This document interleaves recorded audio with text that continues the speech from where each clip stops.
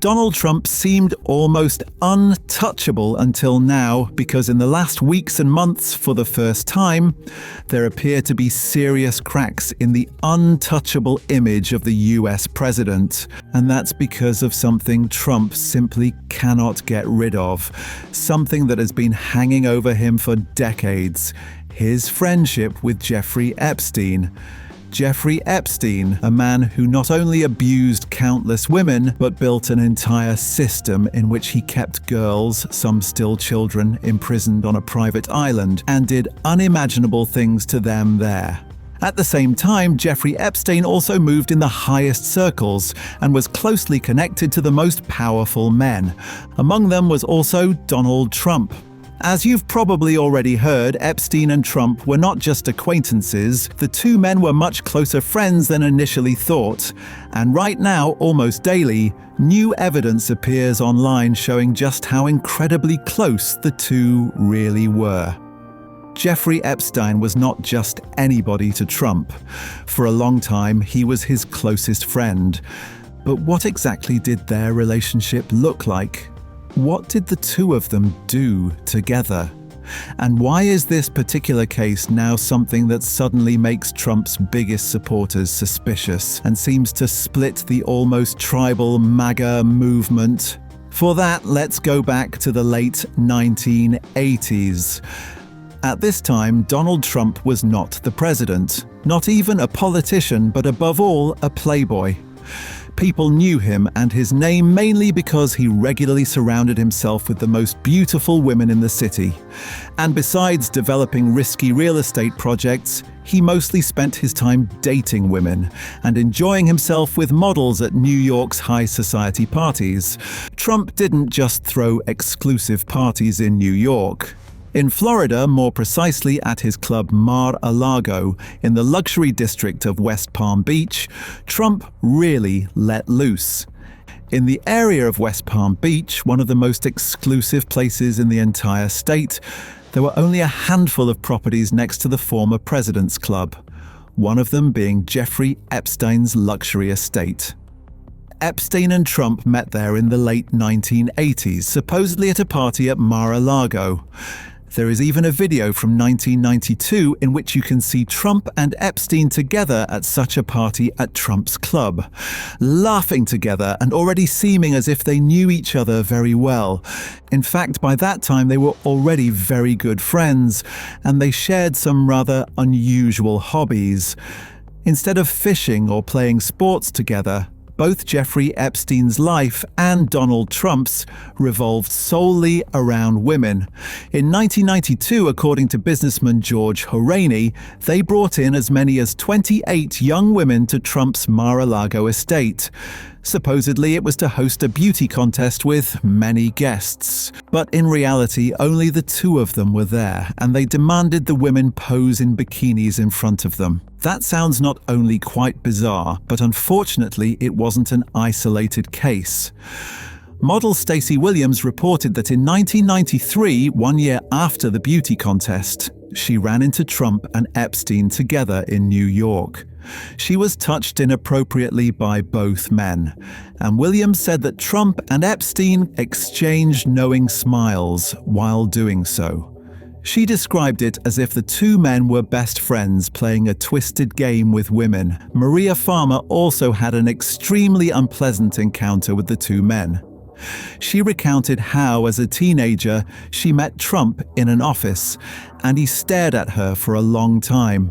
So long that eventually Jeffrey Epstein entered the room and made it clear to his friend that she wasn't for him. Maria Farmer said that Trump then replied, "She's still a teenager." Because in fact, Maria Farmer wasn't for Trump, she was for Epstein, since she was part of the disturbing system that ultimately made Epstein so notorious, and that eventually landed him in prison. The investment banker, together with his accomplice Ghislaine Maxwell, regularly recruited young women from poor backgrounds. They were supposed to massage him at his numerous estates and on his private island. The women were young, sometimes still teenagers, and in a few cases just 14 years old. In reality, the girls didn't just massage Epstein, they were primarily abused by him and forced into various acts. What made the whole case even more explosive was the fact that Epstein wasn't alone. He repeatedly provided the women to his wealthy friends. In this way, he drew some very powerful men into his disturbing world, and also had something to hold over them. Which brings us back to Donald Trump, and to the question of what exact role the US president had in this system. And more people, even Trump's closest supporters, are asking themselves, what exactly did Trump know? And was he in any way involved? That very question not only occupies many of Trump's supporters, but also the justice system. Yet from the perspective of the courts, Trump and Epstein may have been friends. But according to the FBI and the Department of Justice, there is no evidence linking Trump to the systematic abuse of women and children by Jeffrey Epstein. None of the women who were on Epstein's island ever accused Trump, and Trump was also never present at the massages. So it is actually rather unlikely that Trump himself was actively involved in Epstein's network. But the perhaps even bigger question that arises is, did the US president really not know that his best friend was one of the biggest sex offenders in the entire country? And this is where things start to get very strange. Because when Trump was asked about Epstein in 2002, he said, "I've known Jeff for 15 years. He's a great guy, and it's even said that he likes beautiful women as much as I do, and many of them are on the younger side. No doubt about it, Jeffrey enjoys his social life."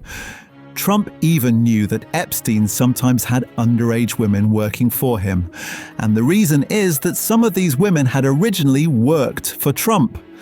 As Trump explains today, some of the women Epstein recruited had first been employed at Trump's Mar-a-Lago club in the Spa area, and Epstein gradually began recruiting them and then integrating them into his disturbing network. What makes the whole thing so strange is that Trump's comments about Epstein today and his statements about him earlier completely contradict each other and don't form a coherent picture.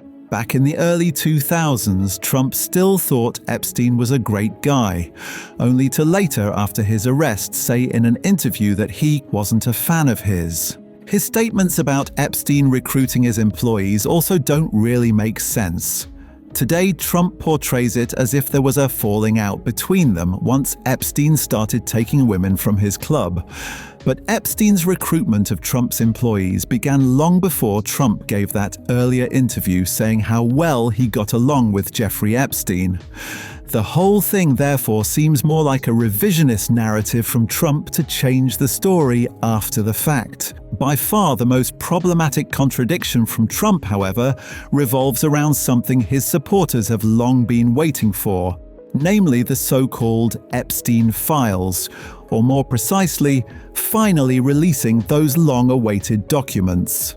Especially among Trump's MAGA supporters, there is a firm belief in a secret system of elites who abuse their power to secretly commit terrible acts, most of all involving the abuse of minors.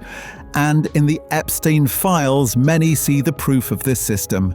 Many imagine them as a kind of client list with concrete names of celebrities. Celebrities who allegedly engaged in activities with underage women on Epstein's private island. And in fact, there is also some evidence that Epstein did allow powerful men into his circles and tried to blackmail them with secret video recordings.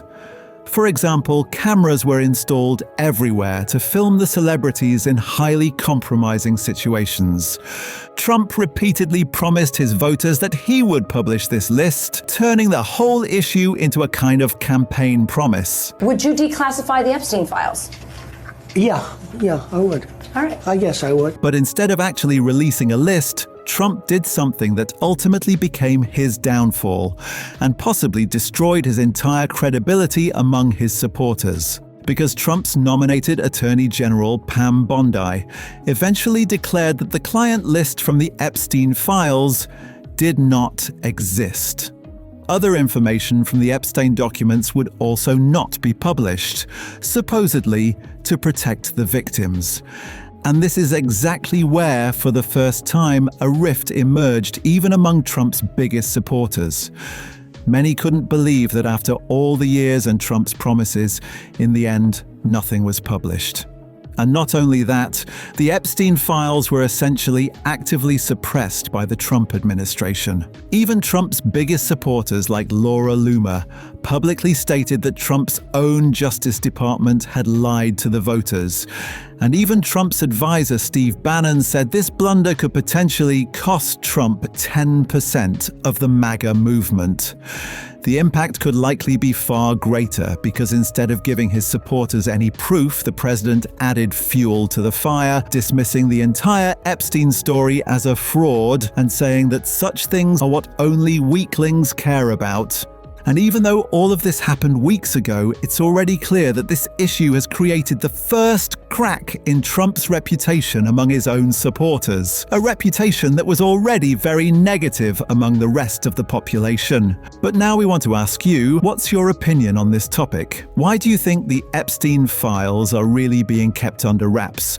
And what did Trump actually know?